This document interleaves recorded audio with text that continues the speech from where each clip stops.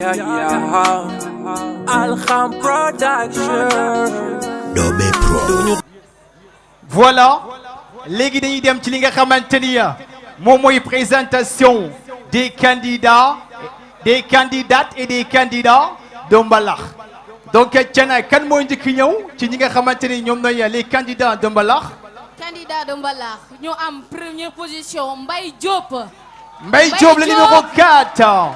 L'enfant chéri de Gokhoumbadj. Tàccu leen ki bu baax a baax. Mbaye Diop. Mbaye Diop sur place. Merci beaucoup. Mbaye Diop, merci. Merci, tu peux rejoindre ta place. Merci beaucoup. Voici Mbaye Diop, c'est le numéro 4. Donc, dëkk fi nga xamante ni moom mooy Gokhoumbadj. Waana waa Gokhoumbadj. Merci beaucoup. Ça chauffe, hein? Kan moo ci topp ki nga xamante ni moom mooy le numéro 1. Mouya Tatita qui nous vient de Louga. Tatita qui nous vient de Louga. Oui, cette jeune fille. ñu tàcc ko bu baax a baax a baax Tatita. Elle nous vient de Louga. waa loxoy tàcc leen ko bu baax a baax. tàcc ko bu baax a baax a baax. Merci beaucoup Tatita. jaajëf Tatita. Merci beaucoup Tatita. Tatita, c'est magnifique, non? Bien sûr. Aïcha donc di dem ci nga xamante ni moom mooy l'autre candidat. Numéro 8. Il se nomme Babacar. mu jóge fi nga xamante ni moom moo di Léona. Babacar Léona. ñu tàcc ko bu baax a baax a baax. waa ana waa Léona. ani waa Léona. Merci beaucoup. Merci beaucoup Babacar. Donc Babacar qui nous vient de Léona. dañuy dem woo ki nga xamante ni moom mooy Dacha nous vient de Louga. Dacha elle nous vient de Louga. oui Aïcha Dacha en place. waa tàccu leen xale bi waay tàccu leen ko waay. xale bi dafa jongoma Dacha. les applaudissements mesdames messieurs. elle nous vient de Louga. wow. ñu tàcc ko bu baax a baax a baax. merci beaucoup. merci beaucoup Dacha. merci beaucoup Dacha. may ma tuuti les gars yi réglé leen waay. na gars yi réglé ah. merci. ban candidate moo ci topp. bu ñu jógee ci Dacha dañuy dem ci ki nga xamante ne moom moo di Chinera. elle nous vient de. Njolofène. bien Chinera. sûr Chinera. ñu tàcc ko bu baax a baax a baax Chinera. elle se nomme Chinera. merci beaucoup Chinera.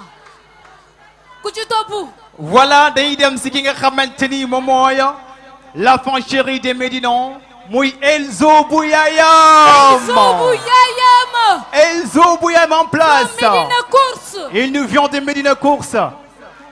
tàccu leen ko bu baax a baax.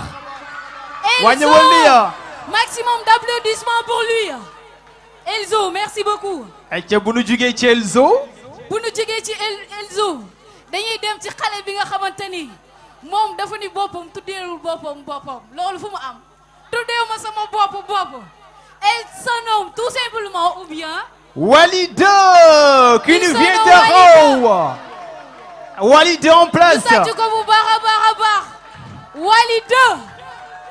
Ndiaga Wade alias Walida. merci beaucoup Walida. bu nu jugee ci Walida. dañuy dem fi nga xamante ni moom mooy.